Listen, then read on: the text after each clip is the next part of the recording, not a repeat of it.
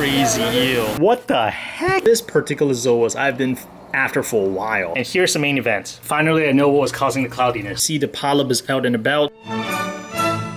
Today is a very special day because it's one of the first time in what, almost like year and a half that we actually go into a fish store together. I'm special.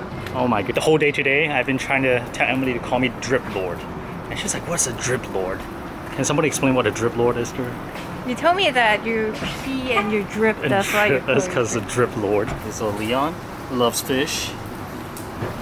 Buy a turtle. No, we're not getting turtles. Absolutely not. Okay. Thank you. And today we have the House of Tropicals. Big fish is still here. This is really cool. They got a upside down jellyfish, legit, that's the name. It's supposed to be like this. They live in lagoons. But today's mission is to see if they have a harlequin shrimp to address all my astrea starfish issues. Hello, look at this little guy. Cute little dude, right? He's like a helmet fish or something like that. Look at that crazy eel.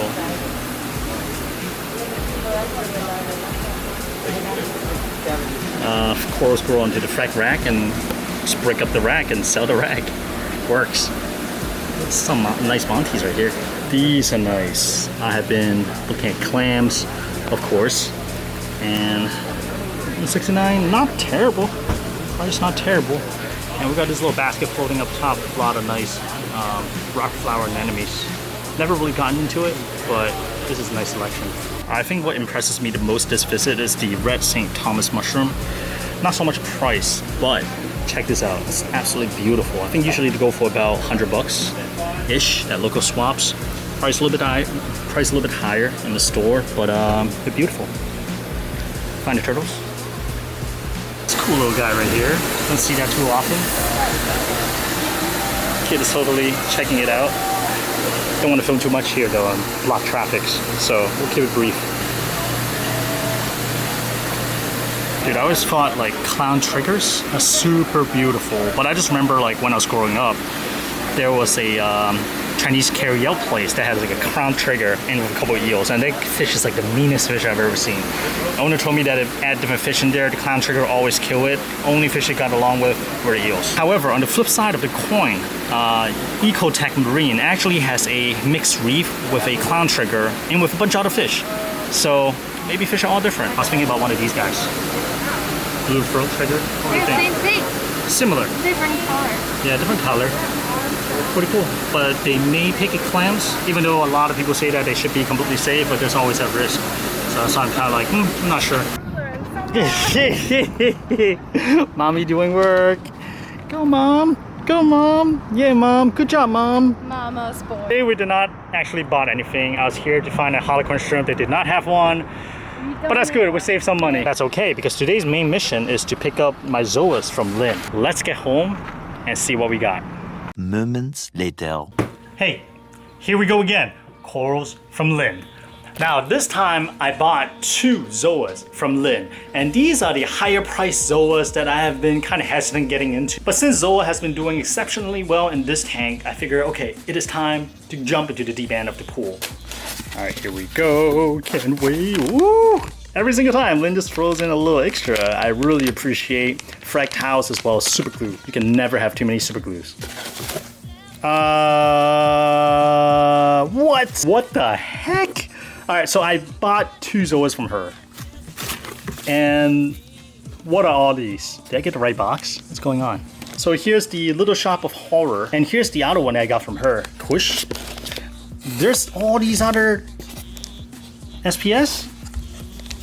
Oh my god, dude. I'm at a loss of word, man. I mean, this time around, I specifically wanted to pay you for the corals that I get from you because you've been way more than generous. You've been hooking me up. A lot of corals actually from Lynn. Thank you. Really, really, seriously, thank you. I'm hoping that later on, once I get some of these corals going in this tank, I can finally repay your kindness because this is ridiculous. This is like the 3rd time she did this. Yeah, it seems like the tank is on the right track. So once everything is growing well, definitely repay your kindness and also pay forward and follow your lead on making this hobby much more accessible to people who may not be as well funded. Because we can all see it, coral equipment price has just going up and up, and this hobby is quickly becoming more and more out of reach for a lot of normal people, like myself included. All right, let's go ahead, float these corals. We'll get them in the tank as quickly as possible. And I actually pick up a mini frag rack for the 2 Zoa frags that I was supposed to pick up today. And it looks like we got work cut out for us. Pardon all the toys in basement. I guess that's just what happens when you have a kid. And hey, I think there's like 20 bucks on Amazon. If you're interested, I'll leave a link in the video description below. We're gonna go ahead and take a look at this frag rack together at the same time as well. God, I can't get over how many corals we got here. Oh, it's crazy, dude. And a lot of them are SPS too. Lynn, you have a lot of faith in me. Oh no, I have to say SPS has been doing well. SPS has been doing well, so thank you. 2 days later. Oh ho, Reavers, and here we are. I want to show you my very appropriate mini frag rack right here in this corner. Now, I never usually use frag rack when it comes to frag and stuff like that. I just kind of drop them on the sand bed. But this time I figure, okay, let's try to do things right. I know I got some expensive Zoas coming in, so I bought a tiny frag rack that fits 5 frags. Lynn once again surprised me with some corals, so I was able to fill out all these frag rack, and luckily there's little gaps between the holes for me to shove the other corals as well. So this worked out beautifully. This particular Zoas I've been after for a while. This is called the Little Shop of Horrors, and I really like it. Number 1, because it looks beautiful, and number 2, because I have been pretty interested in coniferous plants, for example like Venus flytrap, pitcher plants and stuff like that. So sometimes if you do pick the right name for your corals, there definitely is some marketing value as well. Besides the Little Shop of Horrors, I also bought the Kamikaze from Lynn, beautiful Zoas. And right here, this is the one that she tossed in, and I believe that is called the Aphrodite's if I remember that right. And of course we got all these out of SPS because she saw that, oh, I'm ready for SPS. So one that I've always been interested in is the Oregon Tort. I'm really thankful that Lynn actually hooked me up with this guy right here. Just look at that insane blue, and do not attempt to adjust your monitor because that is actually true to what I see in person as well. I want to make sure that I'm representing the color properly. That blue, I just really hope that that blue will stay in this tank and does not require some super high power to maintain the color, because up on this Rockwood, I think I'm pushing maybe like only 200 par, so it's not a lot of par. So I'm hoping that that's enough for the Oregon Torts. From what I remember reading about, I believe that this Tort is a slow grower, so I need to find a spot where it can just be comfortable and tucked in and not be bothered by other things. So I'm not going to attempt to remember the name of the other SPS because I cannot, but I do remember the Fox Flame because this one actually fell off the plug when it arrived. I banged it up a little bit too much during driving. You see that bottom portion a little bit bleach out because as I was mounting the SPS back onto the plug, I was using super glue and the accelerator pretty liberally, and I remember specifically spraying in that area to try to like dry up the super glue. So I don't think the SPS liked that at all, but thankfully everything else looks okay. So hopefully given a little time it'll kind of recover. I'm gonna let them chill here for a couple days and then maybe like slowly move the frag rack up a little bit, and potentially I'll probably mount the Zoas first and I'll give the SPS a little bit more time to get acclimated to the system.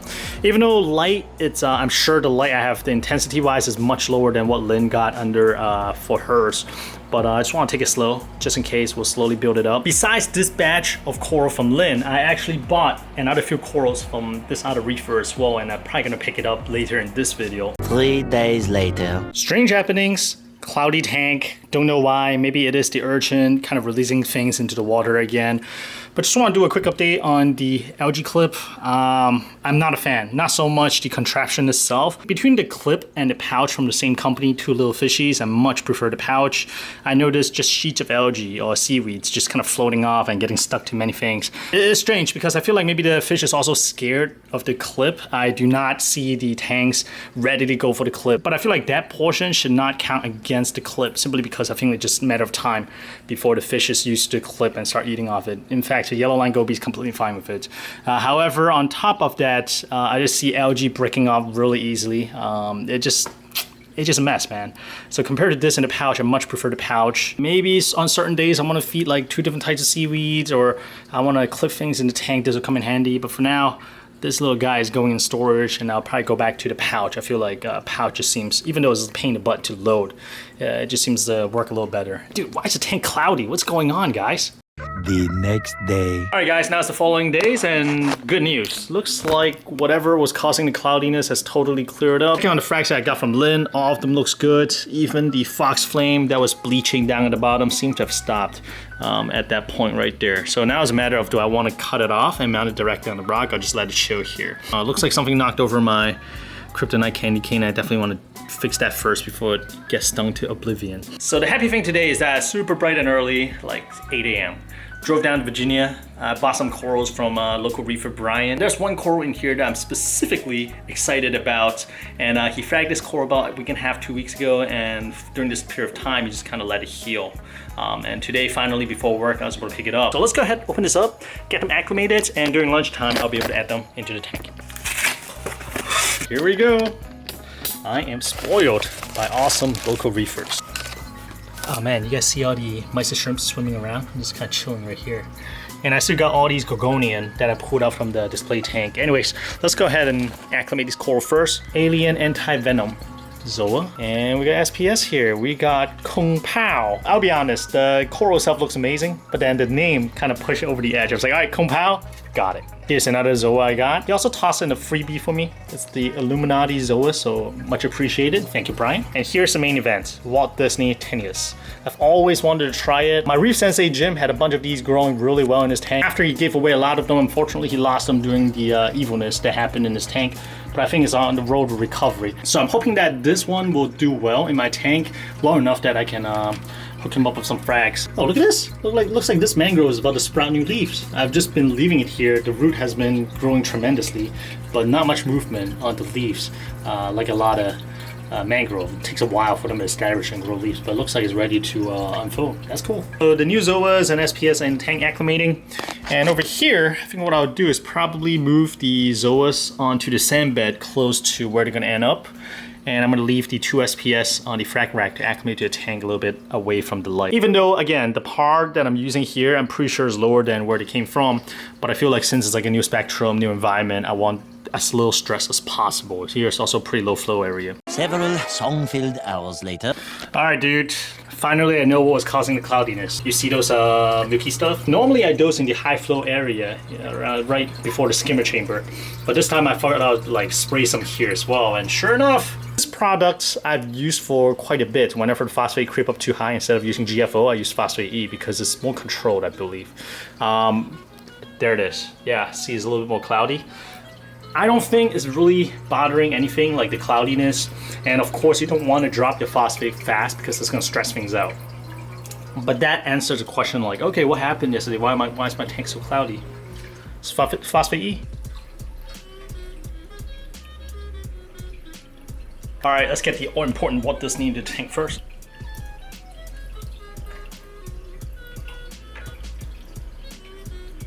Okay, so I thought about it. I think what I'll do, I got my gloves on, is actually frag off the portion of the fox flame that's still good. The bottom portion is bleach out. We don't want that. So I'll frag it off and probably just go ahead and mount them onto the rock and see how it does, and fingers crossed. Done deal. So I snap off the bottom portion of the fox flame, mounted it right smack center so I can keep a good eye on it. And I think if that SPS actually decide to grow there, it'll be a nice way to break up the 2 relatively green SPS, so we get some nice color contrast. And that's how you bring out color in corals, by like using complementary color or like contrasting color.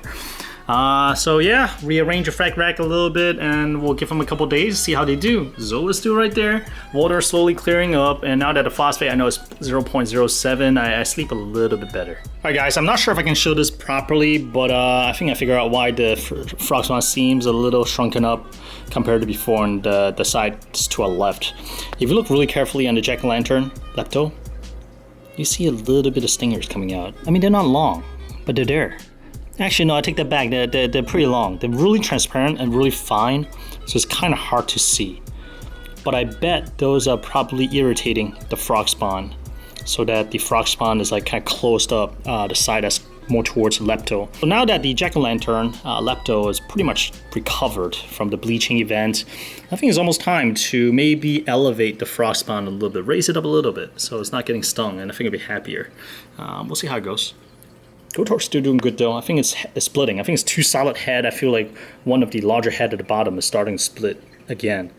So that's great. Keep up momentum. Remember, like, I think like, is it 1 video, 2 videos ago? I plucked this whole rock out, tried to pull out as much xenia as I could. So this portion right here used to be full of Zoas, but they all kind of died off due to shading from the xenia.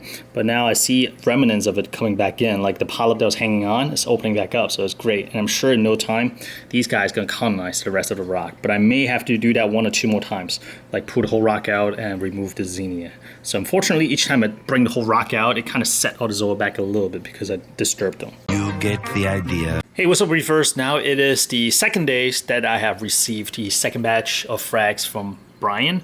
Just want to give you guys a quick look on how they're looking right now, as well as the corals I got from Lynn. The Walt Disney is looking good. We see the polyp is out and about, no bleaching, thank goodness. Same thing with all the other SPS that I received from Lynn. Besides the Fox Flame that I kind of fudged up when I was trying to remount it. Everything else is perfectly healthy. And the Fox Flame, I ended up remounting it right between the 2 SPS. A little nub sticking out, so hopefully it'll do well right there. Let's take a closer look at these guys right here. Here's the Compal Mandipora. Color is fantastic. And to the left of it is the Illuminati Zoa that Brian threw into the pack for free from me, so much appreciated. Thank you so much. Coming down onto the sand bed, we got the other Zoas. Right smack in the middle, we got the Little Shop of Horrors that I got from Lynn. Beautiful, beautiful Zoas. To the right, we got the Kamikaze Kush, I believe that's the name. Opening up, flattened out, and we got a little intruder right here. Intruder alert, intruder alert. Up front, we got the Aphrodite's, also from Lynn. And right next to it, I believe that is the, is it Venom, Anti-Venom from Brian, and slightly back with the pink center and green skirt. We have the Awesome Blossom, I believe. Man, name's getting a little bit ridiculous, but these are all really beautiful Zoas. I cannot wait to put them to the Zoa garden. Still trying to decide on where I should mount like each of these Zoas. I don't know what if you think is that the Bahama Llama's Weeping Willow. It's actually doing quite well in this tank. I think I have it in a much better position. Bahama, can you say Bahama Llama? Bahama Llama. Bahama Llama Remy Weeping Willows. Go. Huh? Bahama Llama Remy's Weeping Willow. Bahama Llama. Weeping Willow. Ripping real. Whipping. Whipping. No, weeping. Sorry. Oh my god. Monkey. Bahama Llama Remy's Weeping Willow. Go. Bahama Llama Remy's what? Weeping Willow. Whipping real. Right. Nope. Failed. For the most part, the tank is on autopilot at this point. One sad thing. I did lose 2 of those baby so we clams. can go to Florida. Yeah, dude, she kept trying to get me to move to Florida for maybe 2 months. Like before September. Okay. Because September, everybody is supposed to go back to work and stuff like that. She's been trying to like pitch the idea of moving to Florida for 2 months. We'll see what happens. But sad thing that happened in this tank is that actually I lost 2 of the baby clams. The other one is doing really well. But my tank went through a stretch of really, really low pH, probably due to the door being closed all the time with AC running. And I think that's ultimately what did it in. It's the swings, and then the low was like 7.8. The high is like, I'm barely hitting 8. But it seems to be coming up a little bit more now. I think I'm hitting like 8.05. But back then I was hitting like 8.1, 8.2. CO2 scrubber is running. Kalkwasser, I'm dosing more than ever. So the only thing I can think of is just door closed and no fresh air coming in. I think that's what's causing the pH issue, and as a result, really sadly, I did lose 2 of the baby clams. So with apology to Clamania John, as well as of course the baby clams that perished, I'm sorry man, I failed you guys. I'm not sure if I'm ready to try Mexican clams again. This one seems to be kind of like finding a stride. It seems happy. I eventually wanted to move it back up the rock work, but right now it seems happy where it is. But I am probably not gonna try like at least baby Maxima clam, at least not when my pH is so low and fluctuates so much. I'm still open to trying like Squamosa clam or the rest of clams, but Maxima I'm probably gonna like shy away from for at least a good while until everything else is stabilized again. So that's a sad update. Man, look at this girl. She kept trying to pull my pants down while I'm filming. What's good? All right, I guess I gotta go take care of some business. Stop pulling my pants down. I'll see you guys next Sunday at 12:30 p.m. shop. Bye. It's Jericho.